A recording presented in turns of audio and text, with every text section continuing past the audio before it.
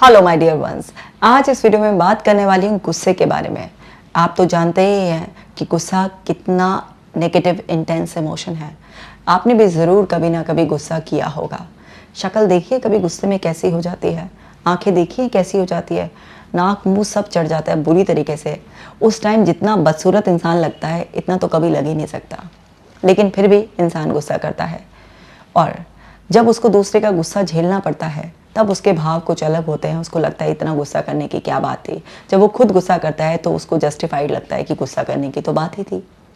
तो गुस्सा जब आप पर होता है, दूसरा कोई करता है तो आपकी अलग ही उसकी रीजनिंग होती है, और जब आप खुद करते हैं तो अलग ही रीजनिंग होती है। लेकिन गुस्सा आप खुद कर रहे हैं या फिर दूसरा कोई आप पर गुस्सा कर रहा है, जब भी गुस्से की परिस्थितियाँ बनती हैं तो इंसान बौखला जाता है, बहुत ही बुरी हालत हो जाती है।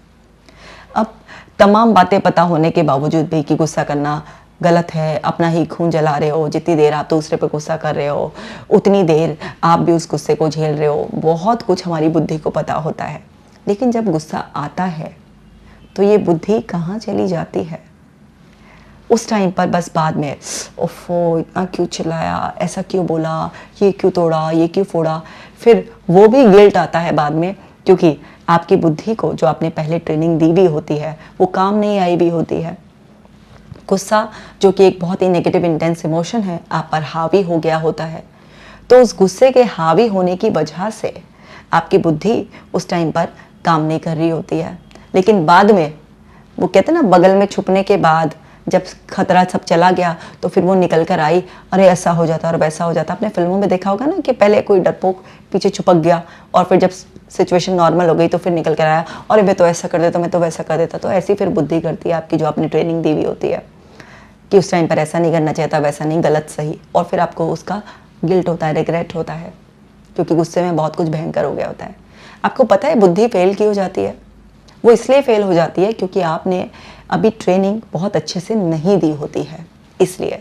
तो मन जो कि भावनाओं का जगत है वो आप पर हावी हो जाता है, और आपकी बुद्धि जो विचारों का जगत है, जो विचारों से आपने तरह तरह की टेक्निक से अपने आप को ट्रेनिंग दी होती है, वो फेल हो जाती है। तो ट्रेनिंग के कच्चे होते हैं, इसलिए आप अपने एंगर को सही तरीके से रिलीज नहीं कर पाते। एंगर वैसे एक नेचुरल इंटेंस इमोशन है। एक छोटा बच्चा जिसकी बहुत ज़्यादा बुद्धि नहीं भी होती है, आपने छोटे से छोटे बच्चे को भी गुस्सा होते हुए देखा होगा, मुंह फुलाते हुए, चिल्लाते हुए, भय भय करके रोते हुए देखा होगा, देखा है ना? तो गुस्सा तो हमारे अंदर जन्म जाते ही ऐसे है, और शुरुआत से ही हमें बहुत ही इंटेंस रूप में फील होता है। लेकिन धीरे धीरे हम ट्रेनिंग कर कर उस गुस्से को सही तरीके से रिलीज करने के तरीके ढूंढ सकते हैं। गुस्से को दबाना तो बहुत ही गलत है, क्योंकि गुस्से को दबाते हैं आप, उससे सप्रेशन होता है, तो वो सप्रेशन आपको तरह तरह की बीमारियां देता है। और आप देखिए, मान लीजिए आप कल रात किसी पर गुस्सा थे और आप उस टाइम पर अपने गुस्से को दबा भी गए, अगले दिन जैसे ही आपको कोई मौका मिलेगा तो पिछले दिन का गुस्सा भी ऐड होकर वो सब कुछ निकल जाएगा। होता है या नहीं होता है? होता होगा, मुझे पता है। सुनते सुनते आप सब उसी इमेजिनेशन में खो गए, हाँ ऐसा हुआ था, ऐसा हुआ था, ऐसा हुआ था। तो आप सबको पता है ऐसा ही होता है। तो गुस्सा जब जब भी आप दबाते हैं तो वो फिर दुगना चौगना होकर किसी मामूली से ट्रिगर से भी आप फट पड़ते हैं, और फिर आप बाद में पछताते ही रहते हैं। तो यहाँ पर क्या करना है, मैं गुस्सा दबाने के लिए नहीं कहूँगी, मैं आपको बस गुस्से को सही तरीके से रिलीज करने के लिए जो आपको टाइम चाहिए, उसके लिए आपकी बुद्धि को ट्रेनिंग करने के लिए 7 ऐसी टिप्स बताऊंगी, जिससे कि जब वो इमोशन आप पर हावी होना हो उस टाइम पर आपकी बुद्धि जो भी बैक सीट ले लेती है और बाद में दुपकने के बाद निकल कर आती है, उससे दुपकना ना पड़े, वो जो है ना वहीं पर ही उस टाइम पर आपके उस परवान चढ़े इमोशन को रोक ले, और जब आप थोड़े ठंडे हो जाएं, शांत हो जाएं, तो सही तरीके से अपने गुस्से को रिलीज़ करें। क्योंकि जो भी लोग ये सोचेंगे कि मुझे कभी गुस्सा ना आए या मैं अपने गुस्से को दबाना सीख लूँ, इस पर मास्टरी हासिल हो जाए, वो हमेशा फेल होते रहेंगे। क्योंकि गुस्से को दबाया नहीं जा सकता, गुस्से को बस सही तरीके से रिलीज़ किया जा सकता है, जिससे कि ना तो आपको हार्म हो और ना ही किसी दूसरे को हार्म हो। तो इस वीडियो में हम सीखने वाले हैं 7 ऐसे तरीके, जिससे कि आप अपने गुस्से के उबाल को, उफान को उस टाइम के लिए थोड़ा शांत करें, ताकि आपका और दूसरे का नुकसान होने से बचे, और फिर बाद में नॉर्मल तरीके से रिलीज़ करें। तो चलिए समझ लेते हैं क्या है तरीका। Take a deep breath and count to 10। जब भी आपको लग रहा है कि मुझे बहुत गुस्सा आ रहा है, तो गुस्से के ना वार्निंग साइंस होते हैं, सिम्टम्स होते हैं। आपका पता चल जाता है आपकी बॉडी ही, क्योंकि बॉडी के अंदर वो इंटेंस इमोशन आप फील कर रहे होते हैं। तो किसी की बॉडी स्टिफ हो जाती है ना, किसी को हाथों में महसूस होता है, किसी को जॉज में महसूस होता है गुस्सा इस तरीके से, किसी का मुंह बिल्कुल लाल हो जाता है, किसी के अंदर मन में बहस छिड़ जाती है। आपने देखा होगा कि आपकी वॉल्यूम जो नॉर्मल होती है वो हाई होने लग जाती है। तो अलग अलग तरीके के कई सारे सिम्टम्स आपको महसूस होते हैं। आपको बस क्या करना है, अपने एक नोटबुक लेनी है, उसमें जो जो वार्निंग साइंस हैं, जो जो भी लक्षण आपको आते हैं जब जब आप गुस्सा होते हैं, अपने पास्ट एक्सपीरियंसेस से देखते हुए कि जब जब भी आपने गुस्सा किया था तो आपको गुस्सा एकदम मुंह से निकलने से पहले क्या क्या महसूस होना शुरू हुआ था, चाहे आपके थॉट्स नेगेटिव हो गए थे, आपकी बॉडी जो जो भी आपको क्लूज दे रही थी वो सब पेपर पे लिखिए। उससे क्या होगा, आप अवेयर हो जाएंगे। तो जब भी नेक्स्ट टाइम गुस्सा कभी आपको पकड़ने की कोशिश करेगा तो आप उसी टाइम पर उस सिम्टम को, उस वार्निंग साइन को देखते ही बस वहीं पर डीप ब्रीथिंग करने लग जाएं और अपने आप को ऐसे रिवर्स काउंटिंग कर सकते हैं 10, 9, 8, 7 ऐसे करके, या 1 से लेकर 10 तक 1, 2, 3 ऐसे जैसे भी आपकी मर्जी काउंट करें। और 10 बार इस तरीके से आप लंबी गहरी सांस लेंगे और छोड़ेंगे। तो सांस का और सोच का बहुत गहरा कनेक्शन है। जब भी आपकी सांसें लंबी और गहरी होती हैं तो आप उस वक्त गुस्सा नहीं कर सकते। गुस्से में आपकी सांसें बहुत ही उतली उतली, बहुत ही शैलो हो जाती हैं। तो शैलो का अपोजिट है डीप। जब आप कॉन्शियसली उस टाइम पर अपनी सांसों को लंबा और गहरा कर लेंगे, कॉन्शियस ट्रेनिंग देंगे और ट्रेनिंग को मजबूत करेंगे, आप 2-4 बार ज़रूर फेल होंगे, लेकिन जब आप बार बार इस ट्रेनिंग को देते रहेंगे, अपने वार्निंग साइन के को पकड़कर और इस ट्रेनिंग को बार बार देते रहेंगे, तो एक दिन ऐसा लेवल आएगा आपका कि आपकी ये ट्रेनिंग आपके काम आ जाएगी। आपकी बुद्धि बैक सीट नहीं लेगी उस टाइम पर। और इस तरीके से आप अपनी सांसों को उस टाइम पर लंबा गहरा कर लेंगे तो आप उस टाइम पर जो एकदम से एबनॉर्मल एक्सप्रेशन करते हैं वो नहीं करेंगे। और थोड़ी देर में ठंडा होने के बाद बोल देंगे, भाई तुम्हारी बात ये बुरी लगी थी, ये बात ऐसे नहीं ऐसे थी, ये था वो था, इस तरीके से रिलीज़ कर देंगे। मतलब आप दूसरे को हर्ट करे बिना, कोई भी मॉनेटरी नुकसान करे बिना भी अपनी बात को दूसरों के सामने रख पाएंगे। यानी कि अपने अंदर के भाव, जिन्होंने आपके अंदर गुस्सा पैदा किया, क्योंकि एंगर एक सेकेंडरी इमोशन है, उससे पीछे आप या तो इरिटेटेड फील कर रहे होते हैं, आप डिप्रेस्ड फील कर रहे होते हैं, आप एंग्शियस फील कर रहे होते हैं, आप नेग्लेक्टेड फील कर रहे होते हैं, आप रिजेक्टेड फील कर रहे होते हैं।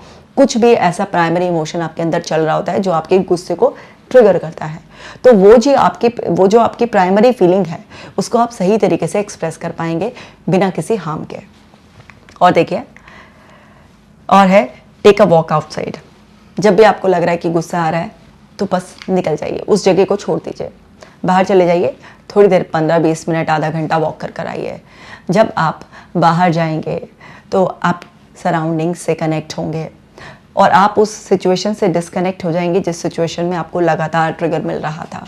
तो क्या है कि नज़ारे बदलते ही आपके अंदर का नज़रिया भी बदलना शुरू हो जाएगा। जितना आप आग बबूला उस टाइम पर हो रहे थे, आप देखेंगे कि आधा घंटे बाद आप उतना आग बबूला नहीं हो पाएंगे।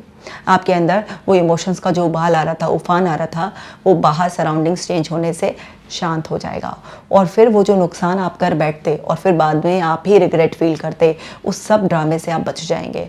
और फिर वही चीज़ सेम समझते हुए कि किसने ट्रिगर किया ये गुस्सा, किसने से मेरा मतलब आदमी ने नहीं, मतलब कौन से इमोशन ने ट्रिगर किया, किस सिचुएशन की वजह से क्या ऐसा हुआ जिसकी वजह से आप ट्रिगर हो गए थे, उसको समझते हुए उसको बहुत ही आसानी से रिलीज़ कर पाएंगे।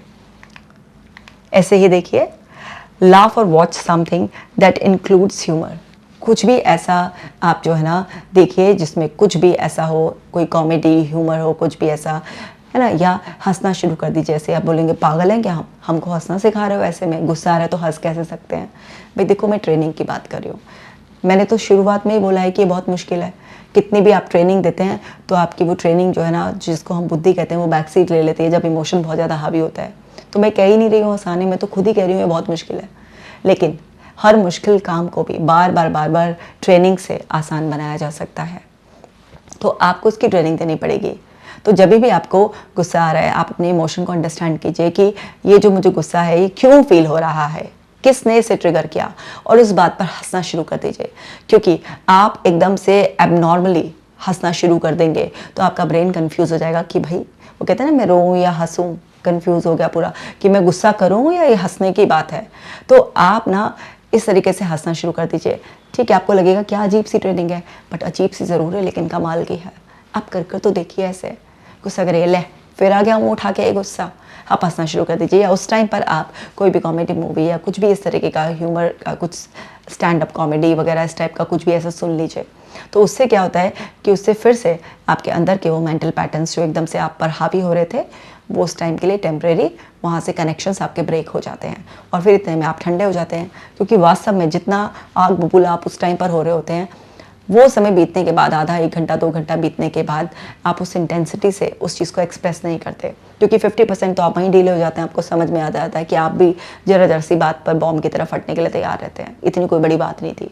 तो आपको भी सेल्फ रियलाइजेशन हो जाता है और जो बाकी बचा कुचा है उसमें भी आपको समझ आ जाता है अपने पास्ट एक्सपीरियंस से कि मैंने इतना गुस्सा किया था, उसका कोई बेनिफिट तो हुआ नहीं और सिचुएशन बिगड़ ही जाती है। मैं जिस पे गुस्सा करता हूँ फिर वो भी बौखला जाता है, वो भी तैश में आ जाता है, फिर हम दोनों में गुत्थम गुत्था लड़ाई हो जाती है और उसका और ज़्यादा नेगेटिव आउटकम निकलता है। तो आपकी बुद्धि सही तरीके से काम करने लग जाती है और आप सही तरीके से रिलीज़ करना शुरू कर देते हैं। तो इसलिए ये तरीके हैं गुस्से को सही तरीके से बाहर निकालने के, अपने को कंट्रोल करने के।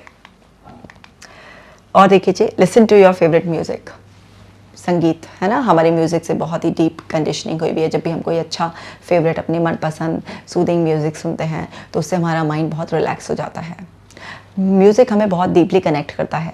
अब देखिए ना, किसी का ब्रेकअप हो गया है, उस टाइम पर वो टूटे हुए दिल के गाने सुने तो और ज़्यादा उसे दुख महसूस होता है और ज़्यादा उसे रोना आ जाता है।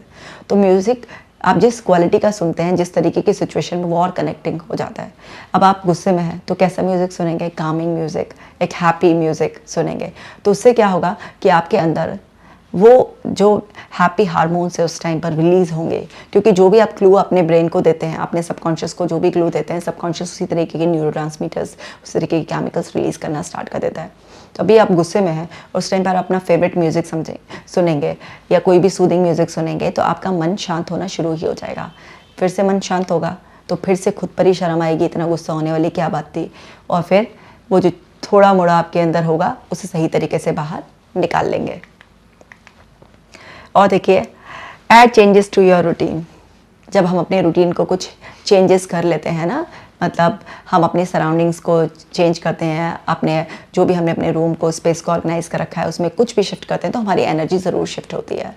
या हम अपने रूटीन को चेंज करते हैं तो उस सब से भी कुछ एक्सरसाइजेज ऐड करते हैं, कुछ आउटडोर एक्टिविटीज़ ऐड करते हैं, लोगों के साथ गपशप ऐड करते हैं, कुछ अपने गोल पर फोकस करना, किसी भी तरीके से हम कुछ भी अपना स्पेस चेंज करें, अपना रूटीन चेंज करें तो उस सब से एक्टिविटीज़ से भी हमारे अंदर के इमोशंस चेंज होते हैं। और जब हमारे इमोशंस चेंज होते हैं, हमारी अंडरस्टैंडिंग भी बेटर होती है। तो वहाँ सबसे हम ऑब्जर्वेशनल लर्निंग करते हैं और हम देखते हैं कि सिचुएशंस को जिस तरीके से आज तक हम हैंडल करते आए हैं उनको और बेटर तरीके से हैंडल भी किया जा सकता है। तो वहाँ पर धीरे धीरे एनवायरनमेंट से भी हमारी ट्रेनिंग हो जाती है और हम देखते हैं कि इतने सारे और भी लोग हैं इस दुनिया में जो कि अपने गुस्से को सही तरीके से रिलीज़ करना जानते हैं। और अगर ये कर सकते हैं तो हम भी कर सकते हैं। तो आप कुछ भी चेंज कीजिए, आप देखेंगे कि हर चीज़ से आपकी ट्रेनिंग ही हो रही है। और ट्रेनिंग जितनी ज़्यादा पक्की होगी उतना ज़्यादा आप अपने इमोशंस पर उस टाइम पर काबू कर पाएंगे और थोड़ी देर बाद उन्हें सही तरीके से रिलीज़ कर पाएंगे। लर्न टू फॉरगिव, माफ़ करना सीखिए। कहना जितना आसान है शायद करना उतना आसान होता नहीं है, लेकिन मैंने क्या बताया कि परफेक्ट ट्रेनिंग से हर चीज़ पॉसिबल है। आपको जितना माफ़ करने की आदत होगी उतना आप गुस्से से कम भरेंगे। क्योंकि जिन लोगों को माफ़ करने की आदत नहीं होती, हर चीज़ को बस मन में सजोड़ लेने की आदत होती है, कई बार वो गुस्सा कर नहीं सकते हैं क्योंकि उन पर ही भारी पड़ जाएगा। क्योंकि गुस्सा सिर्फ आप अपनों पर कर पाते हैं या जिसको आप अपने से कमज़ोर मानते हैं उस पर ही कर पाते हैं। लेकिन जिसको भी आप अपने से शक्तिशाली मानते हैं या कोई अनजान अजनबी होता है उस पर आप कभी गुस्सा करते नहीं हैं, क्योंकि आपको उसकी कॉन्सिक्वेंसेस भी पता होते हैं। तो आप सबसे ज़्यादा हार्ड जो होते हैं, टफ़ होते हैं और बहुत ज़्यादा कहते हैं ना हार्श बिहेवियर जो करते हैं वो अपने क्लोज लोगों के साथ ही करते हैं या कमज़ोरों पे करते हैं। आपको समझना है कि जितना आप अपने आप को ट्रेनिंग देंगे चीज़ों को छोड़ने की, माफ़ करने की, उतना आपके अंदर गुस्सा कम से कम पैदा होगा। वरना आपके अंदर गुस्सा पैदा होता रहेगा क्योंकि आपको सबको जोड़ने की आदत है। और गुस्सा ऐसा है कि वो जुड़ता रहता है और फिर बहुत ही ज़्यादा भयंकर तरीके से निकलता है। तो एक आदत डालिए, अपने आप को हर दिन बताइए कि मेरे लिए किसी को भी माफ़ करना बहुत ज़्यादा आसान है। मैं अपने पास्ट के साथ हमेशा पीसफुल रहती हूँ। Past is always justice. लोगों की अपनी लिमिटेशन है, उसकी वजह से कोई ना कोई गलती उनसे हो जाती हैं, सिचुएशंस इम्परफेक्ट होती हैं, कंट्रोल से बाहर होती हैं। तो जो मेरे हिसाब से नहीं हुआ मैं उसे रिलीज़ करती हूँ। मेरे लिए फॉरगिव करना, मूव ऑन करना बहुत आसान है। इस तरीके की ट्रेनिंग बार बार अपने आप को देंगे तो फॉरगिव करना सीख जाएंगे आप। और फिर जब आपको अंदर ग्रजेस ही होल्ड नहीं होंगे तो वो ग्रजेस आपके एंगर को ट्रिगर करते हैं। मैंने अभी बताया था ना आपको कि एंगर एक सेकेंडरी इमोशन है। तो एंगर जब आप पर हावी होता है तो उससे पहले प्राइमरी इमोशन होता है। तो आप अगर लोगों को फॉरगिव नहीं करते हैं तो आप उनसे बहुत सारे ग्रजेस पाल कर रखते हैं और वही ग्रजेस आपके अंदर एंगर को ट्रिगर कर देते हैं। तो जब आप ग्रजेस को रिलीज कर देंगे तो ट्रिगर ही नहीं होगा तो एंगर कहाँ से आएगा भाई। आगे देख लीजिए। Communicate to yourself by repeating calm words, है ना। मैं एक काम पर्सन हूँ, टफ से टफ सिचुएशन में भी मेरे लिए रिलैक्स रहना बहुत ज़्यादा आसान है। कामनेस मेरे अंदर नेचुरली रहती है। अगर मेरे को कभी भी गुस्सा आता भी है तो मुझे अपने गुस्से को सही तरीके से रिलीज़ करना आता है। मैं एक ऐसा इंसान हूँ, मेरे लिए माफ़ करना बहुत ही आसान है। मेरे लिए किसी भी नेगेटिव एक्सपीरियंस को भूल जाना बहुत ही आसान है।